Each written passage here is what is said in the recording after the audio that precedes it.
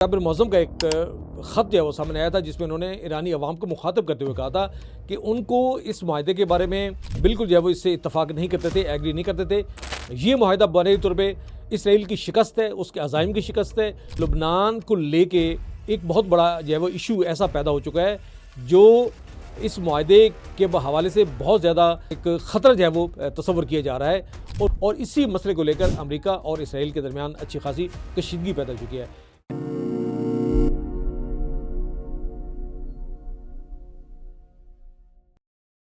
अस्सलाम वालेकुम, the last time में खुश आमदीद नाज़रीन। ताज़ा तरीन सूरत हाल जो है वो आपकी खिदमत में पेश करते हैं।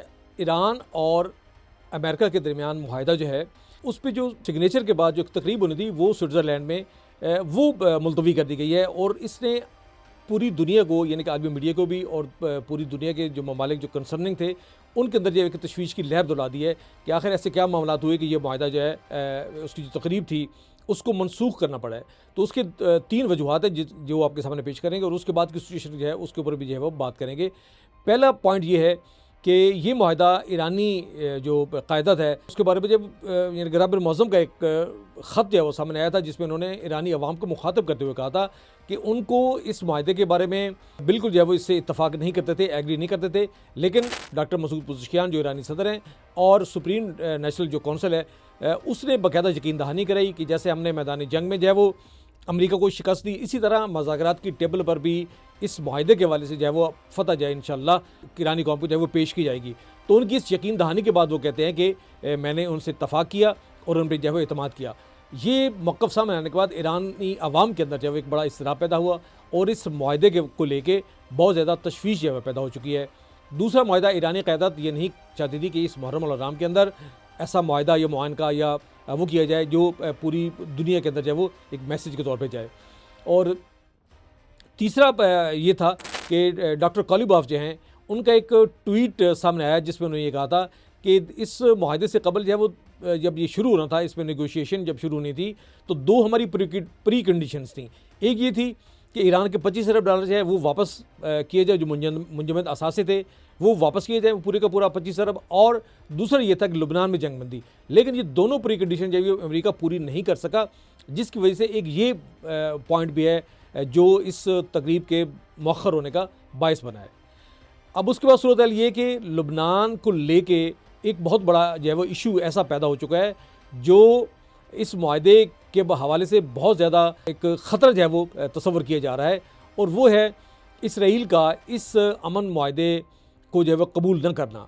चाहिए जाए कि अमेरिका बहुत दबाव डाल रहा है। अमरीकी वज़ीर जो नायब सदर हैं JD वेंस, उन्होंने बहुत सख्त जो है वो ज़ुबान इस्तेमाल की है। ख़ुद उससे पहले अमरीकी सदर जो है वो बहुत सख्त ज़बान इस्तेमाल कर चुके थे और अभी DG वेंस ने जब बिल्कुल क्लियर कर दिया जिसमें उन्होंने कहा कि इसराइल के लोगों, सिर्फ अमेरिका जो है वो वाहिद ऐसा मुल्क है पूरी दुनिया में जो तुम्हारे साथ खड़ा है और कोई मुल्क जो है वो तुम्हारी हमायत करने के लिए तुम्हारे साथ जो है वो खड़ा नहीं है।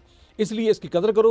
वो जो कह रहा है, वो जो प्लान वो पेश कर रहा है, उस पर अपनी रजामंदी का इज़हार करो। लेकिन इसराइल की तरफ से, ये इसराइली हुकूमत की तरफ से ऐसी कोई भी जो है वो ऐसी मूव जो है वो सामने नहीं जिससे ये उम्मीद पैदा हो कि वो इस माहदे से एग्री है, क्योंकि ये माहदा बुनियादी तौर पर इसराइल की शिकस्त है, उसके अज़ाइम की शिकस्त है, उसके जो टारगेट से उसकी अचीव ना होने की वजह उसकी शिकस्त है।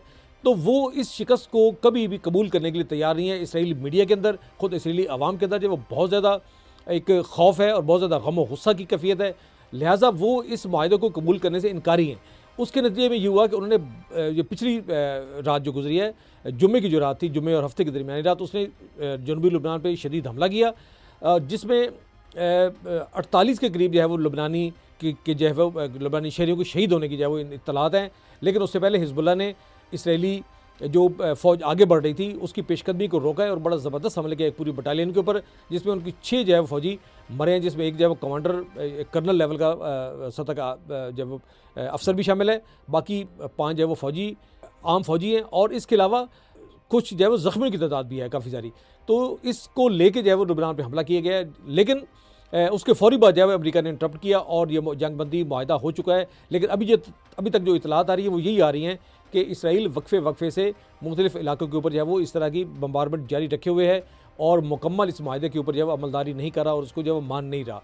लेकिन इस सारी सिचुएशन में अमरीका और इसराइल की क़यादत के दरमियान एक बड़ी तलखी जो है पैदा हो चुकी है।